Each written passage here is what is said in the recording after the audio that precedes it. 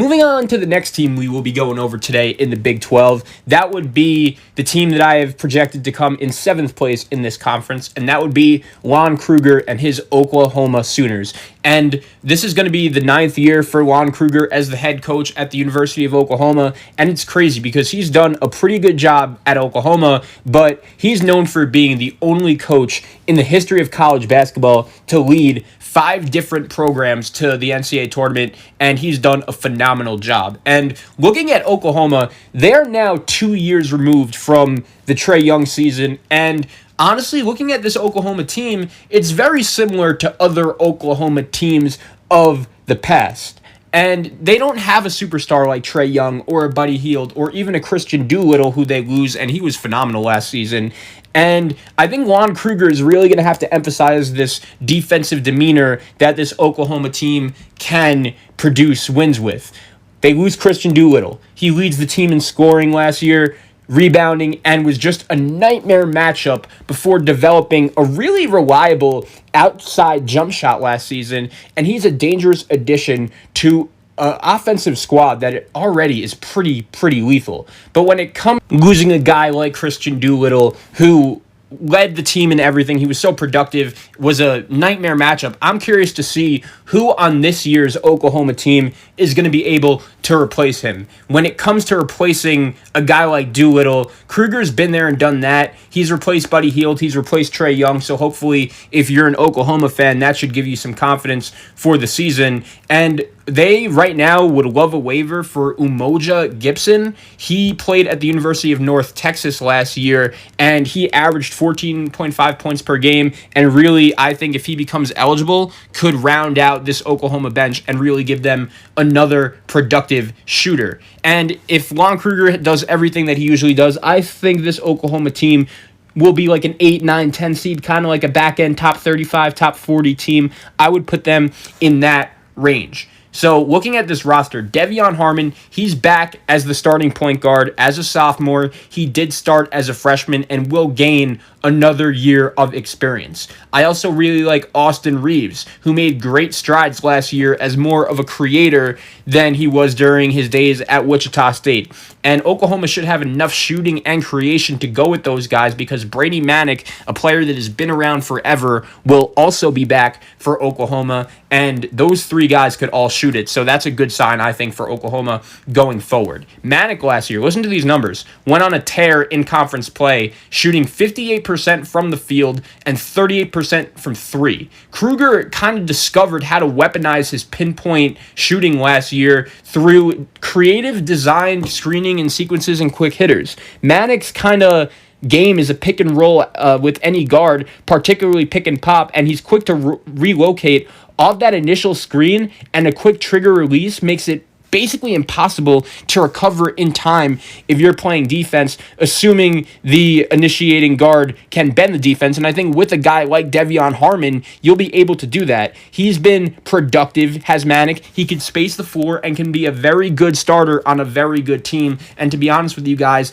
that's really what I expect Oklahoma to be this season. They should get enough rim protection in a guy with Kirkweth, a former JUCO player that now also has some Big 12 experience under his belt. He's really good on the defensive end of the ball. He just had some monster blocks last year when I watched Oklahoma. And I also like Alondas Williams as a glue guy. They have a couple rising sophomores set to come off the bench that should improve, like a Victor Iwuakor, a power big who could really rebound and block shots behind Kirkweth. Jalen Hill, I think, is a versatile piece. He gives them that back to the basket guy that could rebound a little bit.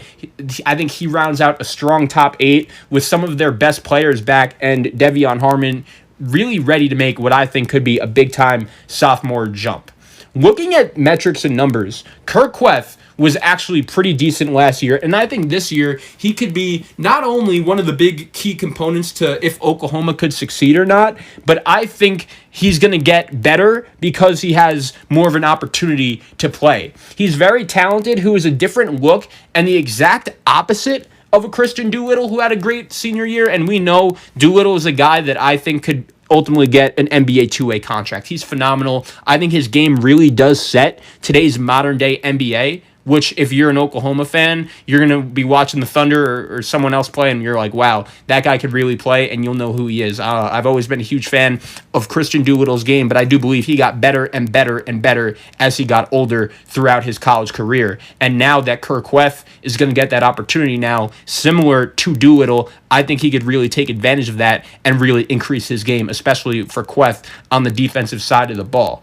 Kueth is now a guy that can transform a defense, but he won't be as switchable with no Doolittle around, He does have a chance, I think, to make a significant impact with a very high block rate. He didn't play enough minutes to qualify, but block rate for Kueth last year was 15%, which was actually one of the highest in the country. He also made his free throws at a relatively good margin, was good around the rim, and I think could possibly break out as a senior, playing more minutes, which could be a totally new and different feel and a totally new and different look for this Oklahoma team. Now, the ultimate question is, are they going to be able to play without the firepower that they lose with Christian Doolittle? That is the concern, because I didn't see Harmon as a guy that could carry an offense when I watched him last year. I saw a guy that is very good and could be your Monte Morris type, a 4-year starting point guard in college basketball who is very impactful, averages 11 to 12 points per game, but I don't know if he's a guy that I'm going to predict to average 13 or 14 points a game. And to be honest,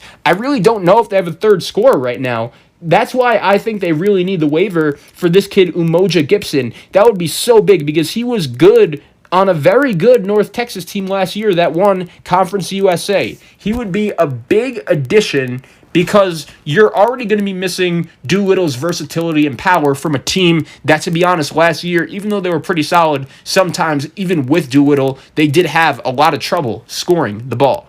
I think they're really going to miss Christian Doolittle's versatility and his power. Plus, you have Victor Iwuakor, who can help make up some of that defensive versatility, but not all of the offensive skill, prowess, and versatility of a guy like Christian Doolittle. Let's talk about Austin Reeves for a little bit. He's a much better shooter, I think, than he showed last year. He did only shoot 26% from three, and it is more of a guy that, for the most part, will average in the mid-30s, even with an increased volume. I think he's going to have a much better year shooting the ball this year than he did last year, and I think he showed much better skills in terms of being a primary creator than he ever had at Wichita State while playing at Oklahoma, and I think a lot of that probably just has to do with the fact that he's a little bit more used to playing in the Big 12 now, plus last year he got a little bit more of a focal opportunity of being an important scorer on a pretty good Oklahoma team that odds are would have made the NCAA tournament. So you have him and Manick, who both averaged about 14 a game last year, plus Harmon, who could hopefully make a jump, and he's obviously the key to this Oklahoma team. But I get the sense that there are a lot of Sooner fans that are kind of down on De'Vion Harmon because last year he wasn't great, and I feel like people sometimes forget just how hard it is to be a starting point guard as a freshman. You could cut freshman point guards some slack, whether they're sloppy or if they don't shoot it well, because we've seen plenty of guys. Devon Dotson, super sloppy during his freshman year. Cassius Winston, Matt Coleman. What do all of those guys have in common? Two things. One, they all turned out to be very good college basketball players. And two, all of them started as freshmen and were not very good. So any freshman guard that plays like 25, 30 minutes a game, you will be exposed a bit for your flaws. Another thing, Alondas Williams, I think, is really good. And there were some other Sooner fans that were a little concerned that they lost Jamal Bieniemy, the transfer, who left the program, started last year. And I actually think Alondas Williams getting more time could ultimately be a better move for Oklahoma, because he's a more of a consistent scorer. And I think he's another guy that in more of an impactful role could be much better for Oklahoma. Gibson, the other kid from University of North Texas, he was a great shooter there, and I think with that consistency shooting the ball, that would help Oklahoma, especially when he's playing for a coach like Lon Krueger, who I believe is one of the more underrated coaches in all of college basketball. When you consider everything he's done since he's been to Oklahoma, where he's gotten the program, he deserves a lot of credit for the job that he's been able to do so far. And I believe Oklahoma this year should be in a solid position to return to the NCAA tournament once again. I would love to see a little bit more of a consistent offensive game. And I think with guys like Williams and hopefully Umoja Gibson, they could be able to be that team.